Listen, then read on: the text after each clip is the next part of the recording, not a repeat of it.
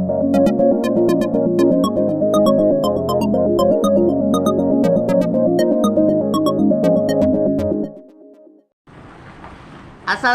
warahmatullahi wabarakatuh. Halo everyone, selamat datang di YouTube channel Cakap Olahraga. Apa kabar kalian semuanya? Pastinya sehat dong. Udah lama kalian gak jumpa sama saya, Awak. Kemana aja kalian? Pasti kalian lagi sibuk sholat ya, main petak umpet ya, jalan sama cewek ya. Oh, bercanda-bercanda. Hari ini ketemu lagi dengan saya, Fahri Amananda, sebagai host. Nah, di video hari ini Awak akan membahas tentang lapangan dan peraturan sepak bola. Penasaran kalian apa itu peraturan dan lapangan sepak bola? Peraturan dan lapangan sepak bola. Untuk video ini, karena ini bahasnya panjang banget, videonya saya bagikan jadi 1 dan 2. Kali ini saya akan membahas video part pertama. Baiklah, gak usah lama-lama lagi, kita bahas sekarang juga. Sepak bola adalah salah satu cabang olahraga tim yang masing-masing pemain umumnya memainkan suatu bola khusus yang disebut bola sepak dengan kaki mereka di atas lapangan sepak bola. Olahraga ini dimainkan oleh dua tim yang masing-masing beranggotakan 11 pemain inti dan beberapa pemain cadangan. Sebagai salah satu olahraga yang paling lama dimainkan oleh peradaban manusia, sepak bola sangat disukai sampai digilai oleh para penontonnya. Saat ini saja, setiap pertandingan yang diselenggarakan biasa disaksikan oleh jutaan hingga miliaran orang dari berbagai penjuru dunia. Lapangan pertandingan sepak bola adalah permukaan tanah lapang untuk pertandingan sepak bola yang umumnya berupa lapangan rumput alami ataupun rumput sintesis. Antusias penggemar sepak bola hingga mendorong FIFA sebagai organisasi internasional yang menaungi olahraga ini telah mengeluarkan aturan baku pada saat membahas terkait pengertian sepak bola dan bentuk permainan. Perlu dibahas juga tentang bentuk peraturan dalam permainan sepak bola. Selanjutnya kita akan membahas love of the game. Peraturan dalam permainan sepak bola bisa disebut sebagai love of the game. Peraturan ini yang bakal berlaku dan menjadi dasar untuk semua pertandingan sepak bola, baik dari tingkat internasional maupun pertandingan antara anak-anak kecil di daerah. Peraturan menjadi sangat penting untuk ditegakkan karena menjadi kekuatan besar yang harus untuk kebenaran dan kebaikan. Dalam love of the game, FIFA juga memasukkan filosofi dan spirit of the law. Hal ini menghasilkan pertandingan terbaik adalah pertandingan di mana wasit jarang dibutuhkan karena permainan penuh dengan rasa hormat satu sama lain. Pedoman ini yang pada akhirnya menjadi satu-satunya hukum sepak bola yang dianut oleh FIFA sebagai induk sepak bola dunia. Nah, pada part pertama ini saya akan membahas tentang lapangan, waktu bermain, pelanggaran, offside dan onside, hukuman, dan pakaian.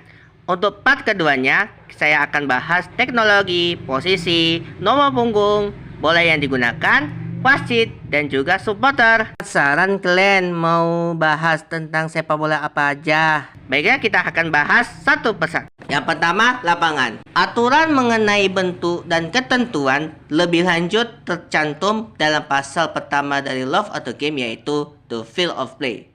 Semua wilayah di dalam garis pada lapangan adalah bagian dari area lapangan atau permainan. Untuk ukuran lapangan menurut standar FIFA adalah panjang 90 sampai dengan 120 meter. Untuk pertandingan resmi tingkat internasional panjang 100 hingga 110 meter dan lebar 45 sampai dengan 90 meter. Untuk pertandingan resmi tingkat internasional lebar 64 sampai dengan 75 meter dan harus berbentuk persegi panjang. Sisi kanan dan sisi kiri lapangan yang membatasi antara wilayah permainan dan wilayah luar disebut garis lapangan. Sementara sisi lain lebar lapangan di area pertahanan disebut garis gawang. Pelanggaran yang dilakukan di bagian seluas 16,5 meter atau 18 yard pada pertahanan tim atau area penalti dapat menghasilkan tendangan penalti. Oleh karena itu, bola harus benar-benar melewati garis lapangan untuk keluar dari area permainan. Maka, bola harus sepenuhnya telah melewati garis gawang antara dua tiang gawang saat gol disahkan. Semua garis harus memiliki luas yang sama dan tidak melebihi 12 cm atau 5 inci. Keempat sudut lapangan harus dibatasi oleh bendera sudut, sedang lingkaran pusat adalah istilah lain untuk garis melingkar dengan jari-jari 9,5 meter atau 10 yard di tengah area lapangan. Dilihat dari segi bentuk, lapangan sepak bola berbentuk persegi panjang dengan ditandai garis dan bendera yang dipasang pada tiang dengan tinggi kurang dari 15 meter. Untuk ukuran gawang mengikuti standar yang ditentukan dan disahkan oleh FIFA, ukuran gawang harus di angka 7,32 meter, sedangkan jarak dari titik bawah mistar gawang ke lapangan adalah 2,44 meter. Ukuran mistar dan tiang gawang tidak boleh berbeda, yakni dilarang melebihi 12 cm. Dan yang terpenting dari pertandingan sepak bola, selain ukuran dan lapangan yang sesuai dan para pemain yang siap bertanding, bola merupakan salah satu unsur yang sangat penting dalam pertandingan. Selanjutnya, waktu bermain. Pertandingan sepak bola umumnya dilakukan selama 90 menit yang akan dibagi menjadi dua babak, yaitu 45 menit pertama dan dilanjutkan permainan kedua selama 45 menit. Waktu istirahat yang akan disediakan selama 15 menit pada pergantian satu babak kedua. Setiap babak ada waktu tambahan atau additional time jika selama pertandingan berlangsung ada kejadian seperti pelanggaran, pergantian pemain yang cedera butuh perawatan, dan sebagainya. Pada saat permainan selama 2 kali 45 menit berakhir dengan hasil imbang, maka akan dilanjutkan dengan babak tambahan atau extra time selama 2 kali 15 menit. Dan masih juga tidak ada tim yang unggul, maka diadakan adu penalti untuk menentukan siapakah yang jadi pemenangnya. Selanjutnya kita bahas pelanggaran. Pelanggaran dalam permainan sepak bola adalah tingkah laku pemain yang dianggap tidak etis dalam pertandingan yang dapat dikenai hukuman. Sebuah pelanggaran adalah tindakan tidak pantas oleh seorang pemain yang diketahui oleh wasit karena perbuatan tersebut bertentangan love of the game serta dapat mengganggu atau merusak permainan yang sedang berlangsung. Pelanggaran oleh seorang pemain dihukum dengan tendangan bebas langsung atau tidak langsung, dan juga tendangan penalti apabila pelanggaran tersebut terjadi di kotak penalti untuk tim lawan. Selain itu, pelanggaran dapat dilakukan oleh pemain di lapangan, bukan pemain cadangan. Pelanggaran dibatasi untuk tindakan salah yang dilakukan terhadap lawan. Nah, kalian mau tahu nggak pelanggaran apa yang bisa menghasilkan tendangan bebas langsung atau tidak langsung, serta pelanggaran dengan menyentuh bola pakai tangan? Kita bahas pelanggaran dengan hukuman tendangan bebas langsung. Sebuah tendangan bebas langsung dapat dilakukan ketika seseorang pemain melakukan salah satu pelanggaran berikut dengan cara yang dianggap oleh wasit karena ceroboh atau tidak sengaja menggunakan kekuatan yang berlebihan. Ke-1, menjegal atau tackle lawan tanpa mengalami sentuhan atau kontak dengan bola. Kedua, membenturkan diri atau anggota badan dalam merebut bola. Ketiga, menarik anggota tubuh lawan yang menguasai bola. Keempat, mendorong dan melompati lawan. Kelima, menghambat kaki lawan saat berlari. Keenam, menyentuh bola dengan tangan secara aktif kecuali untuk kiper dalam area penalti sendiri. Ketujuh, memukul atau mencoba memukul pemain lawan. Kedelapan, menggigit atau meludahi pemain lawan. Yang kesembilan, melempar benda ke bola atau masuknya melempar benda ke bola pemain lawan atau petugas pertandingan serta menyentuh bola dengan benda yang dipegang. Selanjutnya kita bahas pelanggaran dengan menyentuh bola dengan tangan. Dalam menentukan pelanggaran pemain yang menyentuh bola atau handball, wasit harus jeli dalam beberapa pertimbangan yang dinilai sebagai pelanggaran. Yang pertama, gerakan tangan secara aktif ke arah bola atau kesengajaan pemain menghalangi laju bola, bukan gerakan bola ke arah tangan. Kedua, posisi tangan, posisi pasif, diam, atau posisi menghalangi bola. Ketiga, menyentuh bola secara sengaja dengan baju atau pakaian yang dianggap sebagai pelanggaran. Terakhir, mengubah laju bola dengan benda yang ada pada lapangan dianggap sebagai pelanggaran. Selanjutnya, pelanggaran dengan hukuman tendangan bebas tidak langsung. Perlakuan yang diakibatkan kelengahan dan pengabaian dapat menghasilkan tendangan bebas tidak langsung. Tendangan jenis ini tidak boleh digunakan tendangan secara langsung ke arah gawang. Untuk peluang mencetak gol, jenis-jenis pelanggaran yang dihukum dengan tendangan bebas tidak langsung adalah A. Ketika seorang kiper dalam area kotak penalti sendiri. Pertama, menangkap bola dengan sengaja ditendang secara keras oleh rekan dalam aturan back pass. Kedua, menangkap bola saat menerima umpan lemparan ke dalam. B. Ketika seorang pemain 1. Menghadapi serangan lawan secara pasif untuk menghentikan laju pemain lawan. Kedua, menghalangi kiper ketika hendak menendang bola dari tangan. Berikutnya kita akan bahas offside dan onside. Ketika offside terjadi, tendangan bebas tidak langsung dilakukan. Akan tetapi, offside tidak termasuk pelanggaran. Offside adalah kejadian di mana seorang pemain di luar area permainan atau offside apabila tersentuh bola atau menerima umpan dari rekan satu tim dengan keadaan pemain tersebut berada mendahului pemain paling belakang dari tim lawan, dan apabila pemain tersebut berada lebih dekat dengan garis gawang lawan setelah kiper.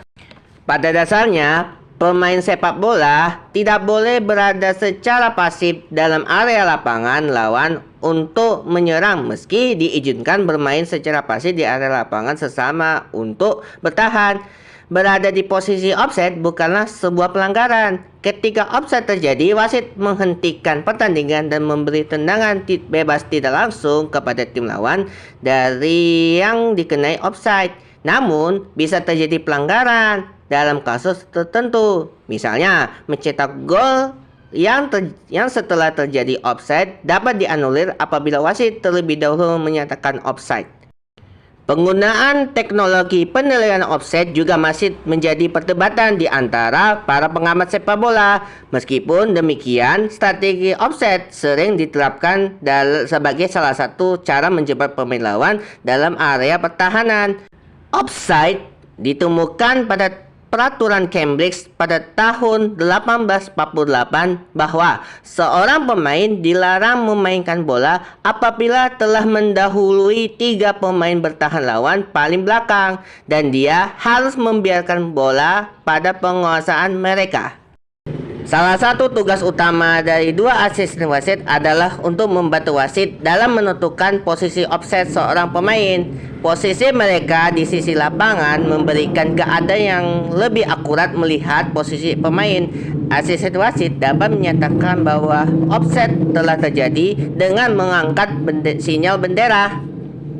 Sekarang kita bahas onside. Pengertian onside adalah situasi di mana posisi pemain sejajar dengan pemain kedua terakhir dari tim lawan. Selain itu, posisi pemain akan onside jika berada di area lapangan sendiri. Posisi atau situasi onside bukanlah sebuah pelanggaran. Jadi, pemain yang berada di posisi ini bebas untuk menguasai bola. Pemain dalam situasi onside juga memiliki peluang besar untuk mencetak gol. Selanjutnya kita akan membahas tentang hukuman dalam sepak bola. Hukuman dalam sepak bola diberikan apabila telah melakukan kesalahan atau pelanggaran. Berikut ini adalah hukumannya, yaitu free kick dan corner kick. Free kick atau tendangan bebas merupakan istilah untuk tendangan yang dapat dilakukan setelah terjadi pelanggaran di luar kotak penalti. Free kick ini dibagi atas 2, yaitu tendangan bebas tidak langsung dan tendangan bebas langsung ke arah gawang. Sedangkan corner kick atau tendangan sudut adalah tendangan yang dilakukan di sudut lapangan karena bola melewati garis gawang akibat menyentuh pemain belakang lawan. Selanjutnya kita akan bahas selanjutnya goal kick dan throw in. Goal kick atau tendangan gawang adalah tendangan yang dilakukan setelah bola melewati garis gawang. Sebuah tim mendapatkan tendangan ini setelah tim lawan yang menyerang menjadi orang terakhir yang menyentuh bola hingga melewati garis gawang. Sedangkan throw in atau lemparan ke dalam dilakukan setelah bola melewati garis di sisi kiri atau sisi kanan lapangan. Nah, kalian kalau main bola tidak tahu apa itu kartu kuning dan kartu merah, itu mah kurang seru. Mari kita akan bahas tentang kartu kuning dan kartu merah. Kartu kuning menandakan pemain mendapat teguran dari wasit atas pelanggaran yang dilakukan. Sedangkan kartu merah adalah tanda pemain sudah harus keluar dari lapangan karena pelanggaran yang ia lakukan. Jika pemain yang sudah mendapatkan kartu kuning, maka wasit memberikan kartu kuning kedua alias kartu merah. Pemain yang dapat kartu merah akan keluar dari lapangan selama pertandingan berlangsung. Berikutnya kita bahas akumulasi kartu. Untuk diketahui, pada sebuah pertandingan resmi berformat liga atau kompetisi, kartu pelanggaran ini berdampak pada pertandingan selanjutnya. Itulah yang dinamakan dengan akumulasi kartu pada sepak bola.